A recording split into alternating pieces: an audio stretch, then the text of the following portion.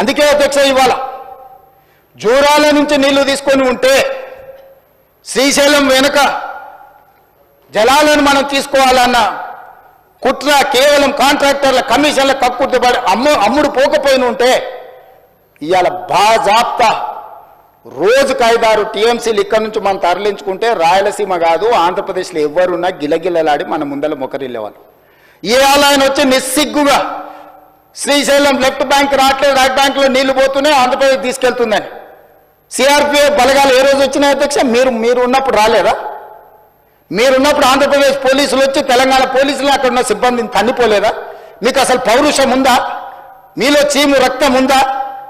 ఆంధ్రప్రదేశ్ నుంచి పోలీస్ సిబ్బంది వచ్చి తెలంగాణ సిబ్బందిని తన్నిపోతే కూడా సిగ్గు లేకుండా ఫామ్ హౌస్లో పండుకున్న మీరు ముఖ్యమంత్రి, మీరు ప్రభుత్వం ఉన్నప్పుడు సిఆర్పిఎఫ్ బలగాలు తిష్ట వేస్తే నాగార్జున సాగర్ ప్రాజెక్టు మీద మన్ను తిన్న పాముల్లాక ఉన్న మీరు ఈరోజు మమ్మల్ని తప్పుపట్టి మీరు చేసిన పాపాలన్నిటిని మా నెత్తి మీద నెట్టేసి నోరు ఉంది కదా అని వాగి మమ్మల్ని తప్పుపట్టాలనుకుంటున్నారా? ఇదేనా మీ 10 ఏళ్ల అనుభవం?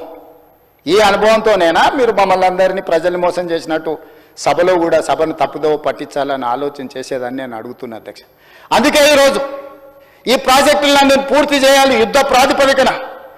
మీరు అప్పులు తప్పులు చేసి ఇక్కడ కొంప ముంచిపోతే కూడా దాన్ని చక్కదిద్దుకుంటూ ఒకటొకటిగా పరిష్కరించుకుంటూ ఆ ప్రాజెక్టులను ఎట్లయినా పూర్తి చేయాలని నిన్న మొన్న సీతారామ సాగర్లో మా తుమ్మల నాగేశ్వరరావు గారు, మా ఉత్తమ్ కుమార్ రెడ్డి గారు, ఆ జిల్లా మంత్రులందరూ కష్టపడి అక్కడ ప్రాజెక్టులను ఒక కొలికి తెచ్చే ప్రయత్నం చేస్తారు. పాలమూరు రంగారెడ్డి ఎత్తిపోతలను చేయాలనుకుంటున్నాం. శ్రీశైలం లెఫ్ట్ బ్యాంక్ కెనాల్ని మేము వచ్చిన తర్వాత 10 ఏళ్ళు నువ్వు పడవ పెడితే మళ్ళీ ప్రారంభించినాం. అనుకోకుండా ఒక ప్రమాదం జరిగింది అధ్యక్ష. ప్రమాదం జరిగి ప్రజలు చచ్చిపోతే, అక్కడున్న కార్మికులు చచ్చిపోతే సానుభూతి చూపించాలి, కుటుంబాలను ఆదుకోవాలి, కుటుంబాలను పరామర్శించాలి. కానీ పైశాచిక ఆనందం ఏంది అధ్యక్ష? ఎవరు చచ్చిపోయినా తండ్రి కొడుకు మామ అల్లుళ్ళు కలిసి డాన్సులు చేస్తారు అధ్యక్ష.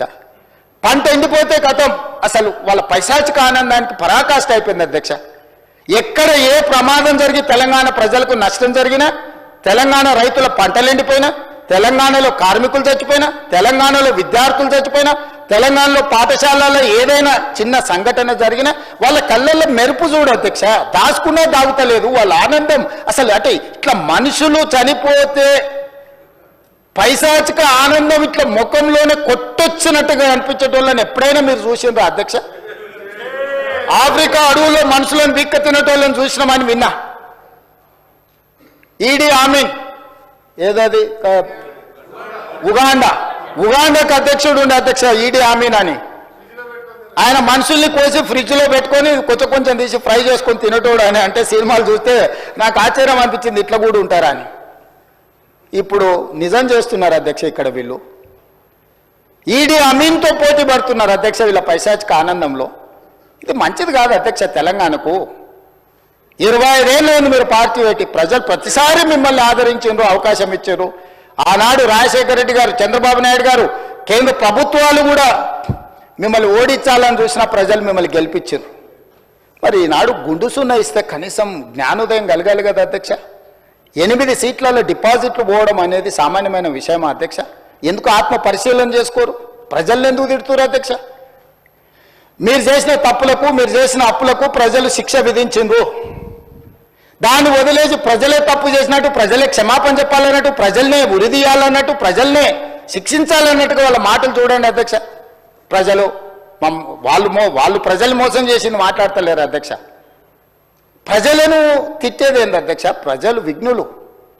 ఎప్పుడు ఎవరికి ఏ రకంగా చెప్పాలనో ఇండికేట్ చేయాలనో ఇండికేట్ చేస్తారు అధ్యక్ష. భూకంపం కూడా ఒకటేసారి అది అధ్యక్ష. ఫస్ట్ కొంచెం కదిలి, మళ్ళీ కొంచెం ఆగి, కొంచెం కదిలి, తర్వాత భూకంపం వద్ద అధ్యక్ష. తుఫాన్ ముందలు కూడా ఒక ప్రశాంతత కనిపిస్తుంది అధ్యక్ష. తెలంగాణ సమాజం కూడా తుఫాన్ ముందు ప్రశాంతత లాగా 2022 నుంచి 23 నుంచి వరుసగా అట్లా చూపిస్తూనే ఉన్నారు వాళ్ళ గంభీరత్వాన్ని. ఇప్పటికైనా జరిగిన పరిణామాలను అంచనా వేసుకొని పరిశీలించుకొని వచ్చి కూర్చొని ఒక బాధ్యత కలిగిన ప్రతిపక్షంగా ఇక్కడ ఉండి మంచిని మంచి, చెడును చెడు, మీ అనుభవాన్ని ఉపయోగించి విశ్లేషించి విడమర్చి మాట్లాడితే ప్రజలు ఆమోదించేటోళ్ళు అధ్యక్ష.